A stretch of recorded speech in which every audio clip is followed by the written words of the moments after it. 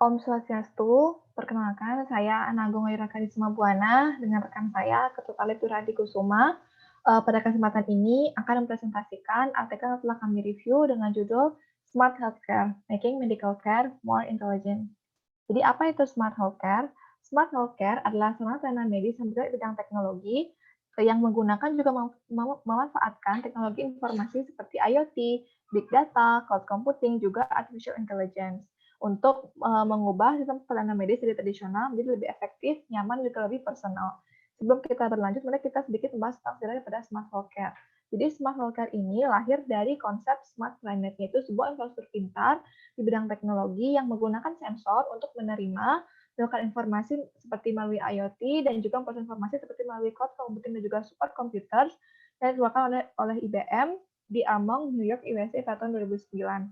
Kembali ke Smart Healthcare, bahwa seperti yang saya sampaikan sebelumnya, bahwa Smart Healthcare ini mengubah sistem pelayanan medis dari tradisional menjadi lebih efektif, nyaman, dan juga lebih personal. Adapun perubahannya secara garis besar, yang diantaranya yang pertama adalah pada model medisnya, dari disease center menjadi patient center, lalu pada manajemen medisnya, dari generalized management menjadi personalized management, lalu pada pelaksanaan dan juga pencegahan penyakitnya, dari disease treatment focus menjadi preventive healthcare focus.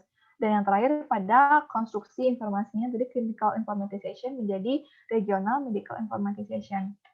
Nah, pada smart healthcare ini kan mengandung banyak teknologi informasi seperti IoT, internet, cloud computing, big data, 5G, micro electronics, dan juga artificial intelligence, di mana smart healthcare ini memiliki dimensi kerjanya. Di antaranya pada pencegahan dan monitoring penyakit, yang harus pelaksanaan penyakit, manajemen rumah sakit, termasuk pengambilan keputusan medis dan juga penelitian.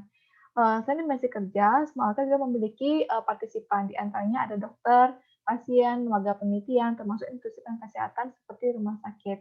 Maka dapat disimpulkan, ketika partisipan ini menggunakan Smart Healthcare, disesuaikan dengan kebutuhan partisipan dan juga dengan dimensi kerja pada Smart Healthcare, maka dapat diharapkan memberikan warna manfaat berupa seperti yang terdapat pada slide di bagian kanan bawah.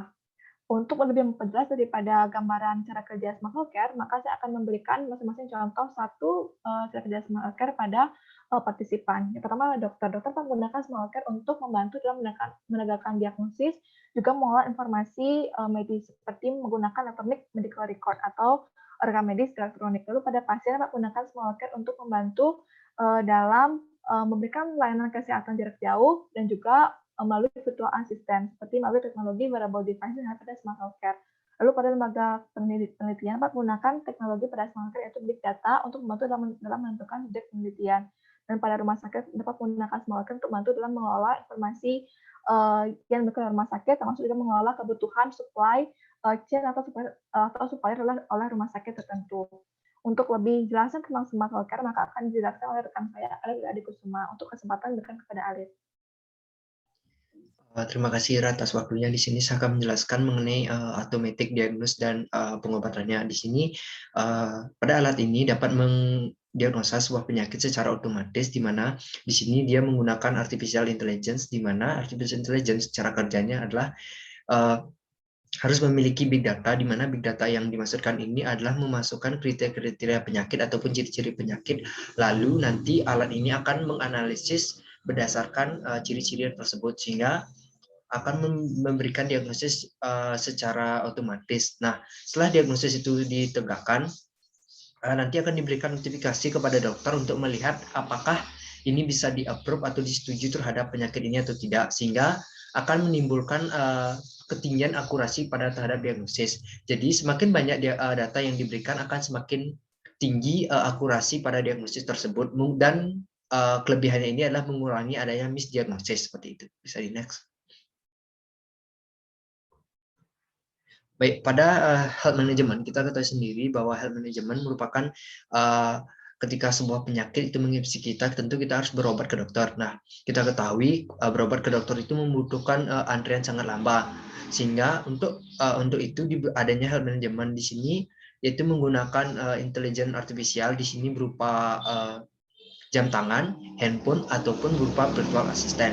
Sehingga ketika seseorang sakit, dia akan dianalisa penyakitnya apa, nantinya setelah ditemukan penyakitnya secara pasti dan di-approve oleh dokter, nanti baru akan diberikan resep-resep obat yang harus dibeli. Selain itu juga di sini ada smart host, di mana smart host ini nantinya akan sangat membantu kita dalam kita sakit, sehingga akan memberikan sebuah stimulan ataupun diberikan sebuah informasi terhadap penyakit tersebut. Bisa di next. Nah, untuk virtual assistant merupakan salah satu fungsi yang ada dalam smart health, di mana merupakan jembatan ataupun penghubung antara dokter dan pasien, di mana di sini ketika seseorang mengalami sebuah penyakit, mereka akan dihubungkan dengan dokter. Dan di sini juga kita dapat menanyakan penyakit kita apa melalui bahasa ataupun suara, sehingga alat ini akan mendeteksi penyakit apa yang kita alami. Mungkin kita bisa membilangkan, saya mengalami demam, panas, dan sekian-sekian. Nanti alat ini akan mendiagnosis penyakit kita seperti apa. Di sini juga tetap menggunakan basis yaitu big data. Baik, yang selanjutnya ada smart hospital, di mana kita ketahui pada rumah sakit ketika kita berkunjung, kita harus mengisi data diri pasien, riwayat medis, dan data penunjang. Tiga komponen tersebut sebenarnya itu sangat merepotkan dan berlebihan jika kita sering berobat ke dokter. Sehingga di sini untuk mengefisienkan akan diintegrasikan dengan IoT, di mana seperti sebelumnya menggunakan cloud atau big data. Di sini pasien sudah mengisi data berdasarkan yang dialami. Setelah itu staf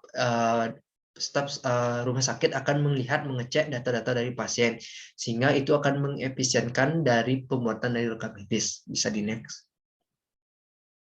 Selanjutnya kita ketahui asisten obat. Nah, kita ketahui sendiri uji klinis melibatkan IoT, Big Data, dan AI. Yang dimaksudkan di sini adalah kita ketahui sendiri obat memiliki banyak jenis dan memiliki kontraindikasi sesuai dengan kebutuhan.